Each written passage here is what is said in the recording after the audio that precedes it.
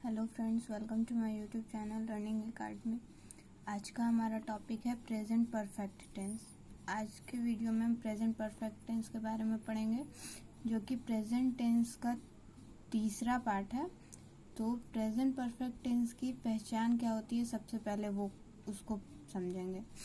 जो present perfect tense है उसकी पहचान होती है कि हिंदी वाक्य की जिस क्रिया में, यहाँ पे वाक्य छूट गया है, हिंदी वाक्य की जिस क्रिया के अंत में आपको चुका हूँ, चुकी हूँ, चुके हैं, चुके हो, चुका है, चुकी है, ये सब लगा रहता है। या फिर आप किसी क्रिया के अंत में या हूँ, ई हूँ, यहाँ पे बड़ी ई है, ए हो, यहाँ पे एक वाला जो है ए है, फिर ए हो, या है, यहाँ पे बड़ी ई है। तो बड़ी ई से मतलब है कि मतलब इस तरह से आपको दिखेगा। खाई जो क्रिया होगा उसमें इस तरह से दिखेगा, रहता है या फिर खाया है। यहाँ पे ये आ की मात्रा है, यहाँ पे ये ई की मात्रा है। तो इस तरह के जो क्रिया के अंत में आपको अगर मिलेंगे तो वो उसकी पहचान आप हमेशा समझिएगा कि ये प्रेजेंट परफेक्ट टेंस है, और उसका जो ट्रांसलेट होगा वो प्रेजेंट परफेक्ट टेंस में होगा। अब इसका जो बनाने का नियम होता है उसके बारे में समझते हैं। इसके बनाने का नियम क्या है, यानी इसको हम जब ट्रांसलेट करेंगे तो उसका क्या रूल है। तो इसका जो रूल होता है वो होता है कि सबसे पहले इसमें सब्जेक्ट सब्जेक्ट को लिखा जाता है, फिर सब्जेक्ट के अनुसार इसमें हैव या हैज़ लगाया जाता है, और उसके बाद इसमें वर्ब का तीसरा रूप होता है, यानी कि वर्ब 3 होता है।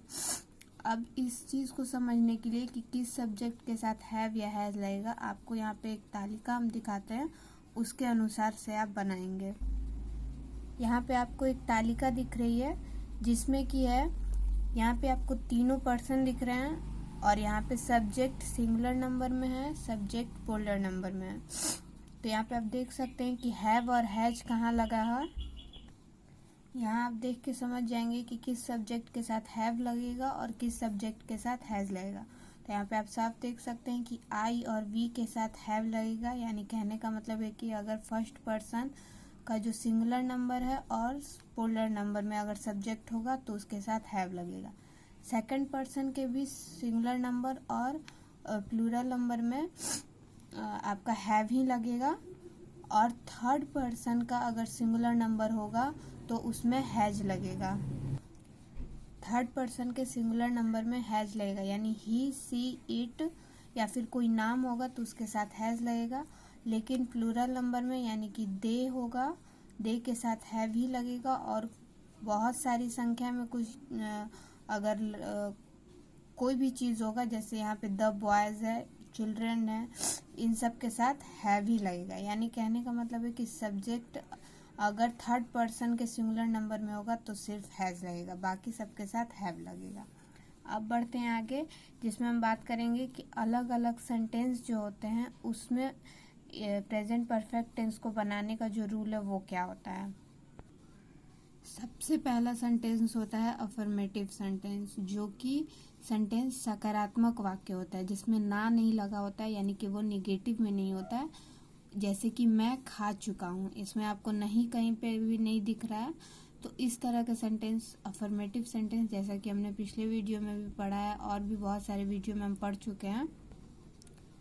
तो इसका बनाने का नियम होता है कि सब्जेक्ट के साथ हैव या हैज और फिर वर्ब 3। जो मेन रूल होता है वही अफर्मेटिव सेंटेंस के साथ भी लागू होता है।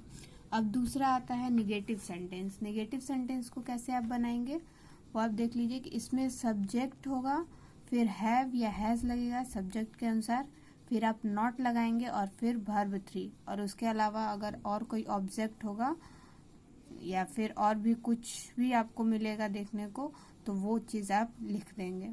जैसे क्रिया के अलावा अगर उस सेंटेंस में कुछ और होगा तो वर्ब 3 के बाद, यानी कि वर्ब क्रिया का तीसरा रूप लिखने के बाद आप उसे लिखेंगे। मेन जो उसका बनाने का नियम है यही होता है। जैसे कि मैंने श्याम को नहीं देखा है, तो यहाँ पे सब्जेक्ट के अनुसार आपका हैव या हैज, यानी I have not seen Shyam. यहाँ पे वर्ब का तीसरा रूप है, आप देख सकते हैं सी का वर्ब 3 रूप होता है सीन। अब बात करते हैं इंट्रोगेटिव सेंटेंस की, यानी प्रश्नात्मक वाक्य।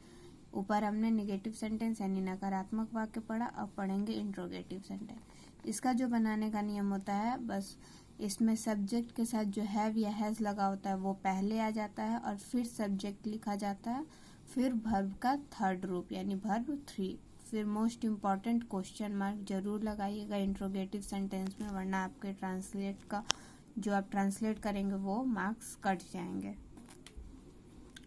अब आप इसका एग्जाम्पल देख लीजिए किस तरह के इसमें सेंटेंस होंगे। क्या तुमने राम को देखा है, ये प्रश्नात्मक वाक्य है, तो यहाँ पे हैव यू सीन राम, यहाँ पे हैव जो है सब्जेक्ट के अनुसार लगता है वो पहले हो गया, फिर सब्जेक्ट है, फिर वर्ब का थर्ड रूप है और फिर यहाँ पे राम है तो इसमें राम लग गया। जैसे कि अभी अभी हमने आपको यहाँ पे नेगेटिव सेंटेंस में दिखाया कि सब्जेक्ट, फिर हैव या हैज, फिर नॉट और वर्ब 3 के बाद अगर कुछ और रहता है तो उसे आप लिख देंगे। तो यहाँ पे जैसे कि सब्जेक्ट और सब्जेक्ट के अनुसार आप हैव या हैज लगा दिए, यहाँ वर्ब 3 हो गया और फिर एक्स्ट्रा में यहाँ पे राम था तो यहाँ पे राम लिखा गया। अब बढ़ते हैं आगे, जिसमें हम बात करेंगे इंट्रोगेटिव नेगेटिव सेंटेंस की, जो कि प्रश्नात्मक और नकारात्मक दोनों एक ही में रहते हैं। यहाँ पे आप देख सकते हैं कि यह है इंट्रोगेटिव नेगेटिव सेंटेंस। इसके बनाने का जो रूल होता है उसमें हैव या हैज सब्जेक्ट के अनुसार पहले लिखा जाएगा, फिर सब्जेक्ट होगा, फिर नॉट लगेगा, फिर वर्ब का तीसरा रूप होगा। लेकिन एक बात आप ध्यान रखिएगा कि जैसे हैव या हैज है तो आपको इस चीज़ को अगर शॉर्ट में लिखना चाहते हैं तो आप हैव नॉट या हैज़ नॉट भी लिख सकते हैं, तो वो आप एग्जाम्पल के थ्रू समझ लीजिए। तो यहाँ पे आप एग्जाम्पल देख सकते हैं कि क्या आपने श्याम को नहीं देखा है, तो इसका जो ट्रांसलेट होगा वो होगा have you not seen Shyam. तो यहाँ पे आप देख सकते हैं हैव लग गया सब्जेक्ट के अनुसार पहले, फिर सब्जेक्ट, फिर नॉट, वर्ब का तीसरा रूप और फिर श्याम है तो श्याम लगे। लेकिन अगर आप चाहें तो हैव नॉट को यानी कि शॉर्टकट में आप यहाँ पे लिख सकते हैं हैव नॉट एक ही में, फिर यू सीन श्याम। चूंकि नॉट आ गया यहाँ पे हैव के साथ तो यू सीन श्याम। तो आप दोनों तरह से हमने आपको बता दिया, तो आपको जो आसान लगे आप उस तरह से इसे ट्रांसलेट कर सकते हैं। अब बढ़ते हैं आगे, जिसमें हम बात करेंगे कि अगर इंट्रोगेटिव सेंटेंस में क्या, कब, क्यों, कैसे इस तरह से वर्ड रहे तो आप उसको इंग्लिश में कैसे ट्रांसलेट करेंगे। यानी कि अगर when, what, why, how, where ये सब अगर वाक्य में रहते हैं तो उसका बनाने का नियम क्या होता है। तो उसके जो बनाने का नियम होता है व्हेन, व्हाट, व्हाई इस तरह से वर्ड्स रहेंगे, यानी कि ये सब्जेक्ट तो रहेगा ही, लेकिन ये आपके इंट्रोगेटिव सेंटेंस में रहेंगे तो आप उसका इंग्लिश लिखेंगे, फिर हैव या हैज लिखेंगे सब्जेक्ट के अनुसार, फिर वर्ब का तीसरा रूप लिखेंगे। और अगर नहीं होगा, मतलब कि इंट्रोगेटिव सेंटेंस में अगर नहीं लगा होगा तो वहाँ पे आप हाउ, व्हेन, व्हाट ये सब लिखने के बाद हैव या हैज, फिर सब्जेक्ट, फिर नॉट और फिर वर्ब का तीसरा रूप और मोस्ट इम्पॉर्टेंट क्वेश्चन मार्क लगाएंगे। एक चीज़ आप हमेशा ध्यान में रखिएगा कि अगर इंट्रोगेटिव सेंटेंस में क्या पहले आ जाए तब आपको हैव या हैज पहले लिखना होगा, लेकिन अगर क्या बाद में आए तो हैव या हैज की जगह व्हाट का प्रयोग होगा। तो यहाँ पे आपको दो तरह के सेंटेंस देखने को मिल रहे हैं। क्या आपने खाया है, तो जैसा कि हमने अभी बताया आपको कि अगर क्या सेंटेंस में पहले होगा तो हैव या हैज से सेंटेंस आप बनाएंगे, और दूसरा सेंटेंस आपको दिख रहा है कि आपने क्या खाया है, तो यहाँ पे क्या जो है वो पहले नहीं वो बाद में आया है, तो यहाँ पे हैव या हैज़ नहीं लगेगा सेंटेंस में, यहाँ पे आप वाट लगाएंगे सेंटेंस में। तो इन दोनों का जो ट्रांसलेट होगा, तो आप देख सकते हैं इसका जो ट्रांसलेट बना है वो हैव पहले लगा, यानी कि इसमें क्या आपने खाया है तो यहाँ पे हैव यू ईटन, और दूसरा है कि आपने क्या खाया है तो यहाँ पे क्या पहले नहीं है, ये क्या बाद में आया है, यानी कि इनसे पूछा जा रहा है तो यहाँ पे होगा व्हाट हैव यू ईटन। तो ये होता है जितने सेंटेंसेस होते हैं उस तरह से आपको इसमें क्या क्या नियम होते हैं हर सेंटेंस को बनाने का, तो वो हमने आपको बता दिया। अब बढ़ते हैं आगे, जिसमें हम बात करेंगे कि प्रेजेंट परफेक्ट टेंस का यूज़ कहाँ होता है। अब तक हमने पहचान समझा कि उसका पहचान क्या होता है, लेकिन किस तरह के वाक्य होंगे जिसमें आप प्रेजेंट परफेक्ट टेंस में उसको ट्रांसलेट करेंगे। टेंस का प्रयोग मुख्यतः ऐसे कार्य व्यापार का बोध कराने के लिए होता है जो भूतकाल में समाप्त हो गया, यानी पास्ट टेंस में वो काम खत्म हो गया, लेकिन जो उसका इफेक्ट है वो अभी प्रेजेंट में भी है। तो सबसे पहले एग्जाम्पल से इसे आप समझिए, जैसे कि मैंने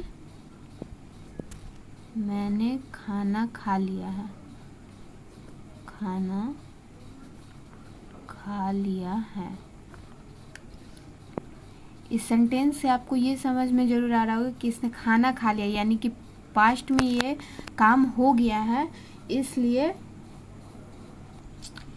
इस सेंटेंस से आपको ये समझ में आ रहा है कि खाने का जो काम है वो भूतकाल में हो गया है, यानी कि पास्ट टेंस में खाना खाने का काम हो चुका है, लेकिन उसका इफ़ेक्ट अभी भी है, यानी कि उसका पेट भरा हुआ है और अभी खाने की इच्छा नहीं है। तो इस तरह के सेंटेंस आपको प्रेजेंट परफेक्ट टेंस में देखने को मिलेंगे। दूसरा आप एग्जाम्पल देख लीजिए, जैसे कि उसने अपनी टांग तोड़ ली है। इस सेंटेंस से आपको ये लग रहा है कि इस सेंटेंस से आपको ये समझना है कि आप इसमें देख सकते हैं कि जो पैर टूटने का काम है वो पास्ट में हो गया है, यानी कि इस सेंटेंस में ये बताया जा रहा है कि उसका जो पैर है वो पास्ट टेंस में टूट गया है, लेकिन उसका इफेक्ट प्रेजेंट में यानी कि अभी भी मौजूद है, यानी कि उसका टांग अभी भी, यानी कि उसका पैर अभी भी टूटा हुआ है और वह अभी भी चलने की स्थिति में नहीं है। तो इस तरह के सेंटेंस आपको प्रेजेंट परफेक्ट टेंस में देखने को, मतलब कि ये जो सेंटेंस है वो प्रेजेंट परफेक्ट टेंस के होते हैं और इसका ट्रांसलेट आपको प्रेजेंट परफेक्ट टेंस में करना पड़ेगा। जो इसके बनाने का नियम है उस नियम को अपनाकर आप इस सेंटेंस को ट्रांसलेट करेंगे। तो उम्मीद है आपको वीडियो पसंद आया होगा। इस वीडियो में हमने प्रेजेंट परफेक्ट टेंस के बारे में पढ़ा, जिसमें उसकी पहचान क्या होती है, उसके बनाने का नियम क्या होता है और इसका यूज़ कहाँ होता है, ये हमने पढ़ा है। नेक्स्ट वीडियो में हम प्रेजेंट परफेक्ट कंटिन्यूअस टेंस के बारे में पढ़ेंगे। फ़िलहाल ये वीडियो, अगर आपको कोई वीडियो में प्रॉब्लम हुई हो, कोई कन्फ्यूज़न है, तो आप मुझसे कमेंट सेक्शन में कमेंट करके पूछ सकते हैं। और अगर आपको वीडियो पसंद आई हो तो वीडियो को प्लीज़ लाइक करें, शेयर करें और चैनल को सब्सक्राइब करना बिल्कुल ना भूलें। Thank you.